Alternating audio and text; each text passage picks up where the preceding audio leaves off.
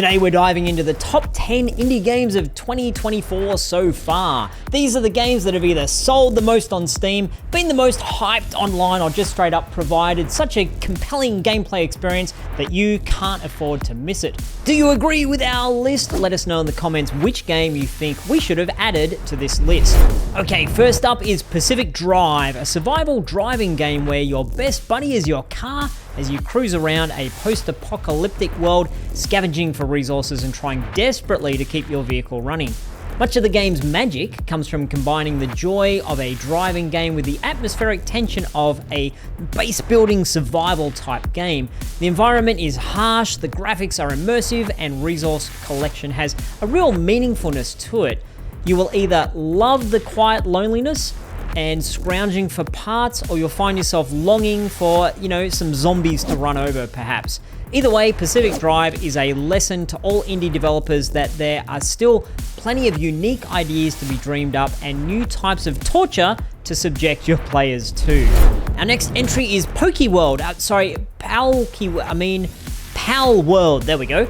If you've heard anything about this game, I guarantee you heard it described as Pokemon with guns meets Ark survival game. And while it has plenty of things borrowed from other games, the combination feels really quite lovely.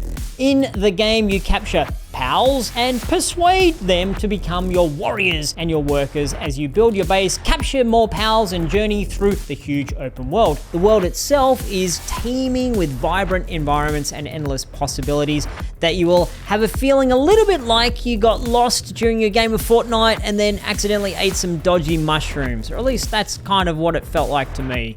Whether you're a Poke fan or not, there is a lot to enjoy in this game with its creative mechanics and open world freedom. And if you're an indie game developer looking to see just how closely you can rip off one of the most successful video game franchises of all time and get away with it, then you can learn a lot from this game. If you enjoy action RPGs and really wish that Diablo 4 wasn't quite so meh, you'll enjoy hacking and slashing your way through Last Epoch. In amongst the eruptions of particle effects and damage indicators splashing around on your screen is a story that has you journeying through different eras, each with unique enemies and specific loot. The time travel mechanics give a fresh take on the RPG gameplay mechanics, allowing you to shape the world in somewhat novel ways. If you're a fan of skill trees and endless customization, and let's face it, who isn't, then Last Epoch will be right up your alley. Add to that some dynamic storytelling, intricate plot twists, and lots of magic-y, explosion-y visual effects. You have yourself a pretty engaging, hacky, slashy, hacky, smashy, hacky, slashy experience. Ever wondered what it would be like to manage your own supermarket stock shelves and keep customers happy? Nah, me neither. However, it's surprisingly fun, especially when you can do it all sitting in your Jimmy Jams in your favorite gaming chair at home. Just when you thought that nothing else could possibly be turned into a simulator, Supermarket Simulator thrusts book balancing, item ordering, and customer servicing firmly in our faces. As you can see, the graphics are suitably quirky, and the gameplay is quite snappy and engaging, and you know what? Being the boss is a bit of a blast. There's enough strategy to keep you on your toes and make Supermarket Simulator a great way to escape from your day job by simulating a different day job. Next up is Lightyear Frontier, which is yet another example of joining one type of game with another type of game by setting you up as a mech pilot and asking you to grow crops and mine for minerals. Kind of like you're a retired Marine who wants to get away and do some Stardew Valleying in space. You need to plant and harvest your crops, build your base, and maybe even take care of a few cutesy alien friends, but without having to stress about preparing for alien combat and all those other blood and guts things that your grandmother thinks are corrupting the youth of today. The landscapes, as you can see, are charming, the world is peaceful, and the mech farming mechanics are surprisingly intuitive. And in the words of the ancient prophet, if you like to grow, then give this game a go. Okay, ready for our nostalgia overload? Well, Yellow Taxi Goes Vroom puts you behind the wheel of a taxi in a Nintendo 64-inspired collectathon. Navigate through traffic, pick up fares, and make it to your destination on time. And of course, pick up coins, lots of coins, all the coins, even the coins way up at the top that you can't figure out how to get to.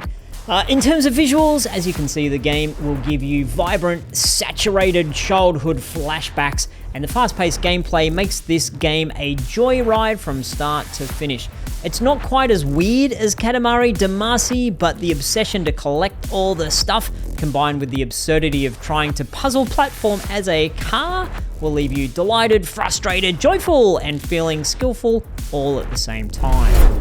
Right, if you enjoyed Astroneer, No Man's Sky, Satisfactory, or other collecty, buildy, spacey, planety type games, then Planet Crafter may just float your spaceboat.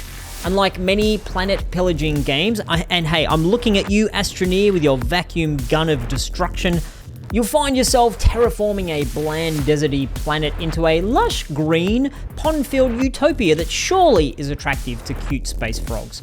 Of course, there are lots of minerals to collect, ore to extract, structures to build, and caves to explore. Whether you're building a sprawling metropolis or a cozy little hideaway, if you like gathering and building and space and all that kind of stuff, then Planet Crafter is worth a look. Okay, to show that indie games are more than photorealistic environments and space planet survival crafting, Another Crab's Treasure brings the fun and silliness of being a quirky soda can wearing crab to a Mario-esque underwater universe. With cool bosses, snappy combat, and plenty of funny nonsense, the game brings some decent story elements to the classic hero's journey of finding your crab shell. The quirky characters and charming art style make this Souls-like game surprisingly immersive, and add to that some pretty nifty dad joke level humor and fairly easy gameplay, and you've got yourself an engaging romp under the sea. If, like me, you have a group of friends who like playing multiplayer games, using comms and saying things like flanking right, roger that, and enemy down, you've got to check out Grey Zone Warfare.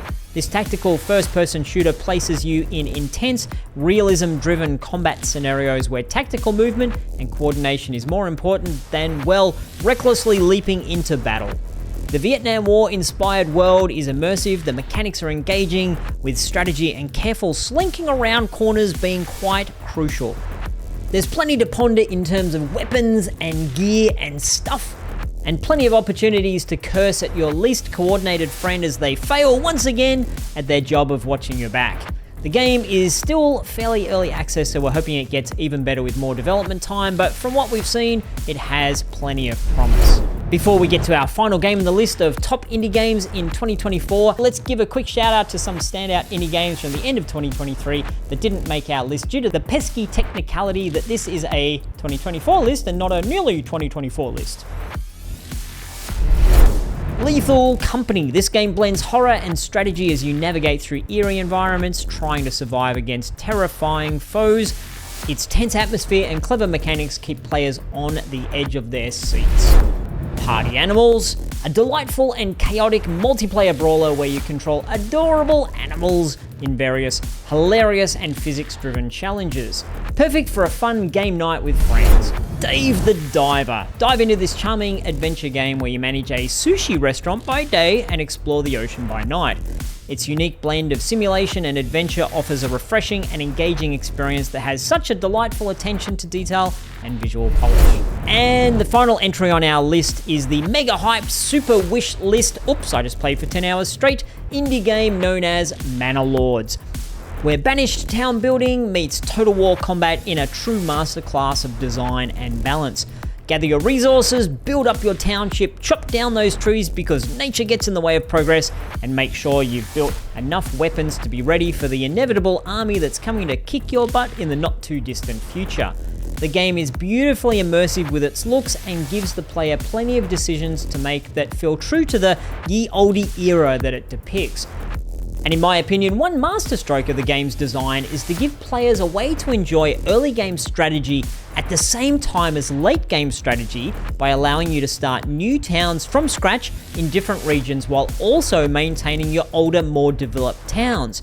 So if you're like me, you don't need to start a totally new game when you reach the inevitable mid-game realization of, uh-oh, I totally built my town wrong, I'm so stupid, I should start again. So if you enjoy old school SimCity, Banished, City Skylines, or any other city builders, you will absolutely be delighted with the well-crafted experience that is Manor Lords. Okay, so there you have it, 10 of the best indie games from 2024 so far that you absolutely need to check out.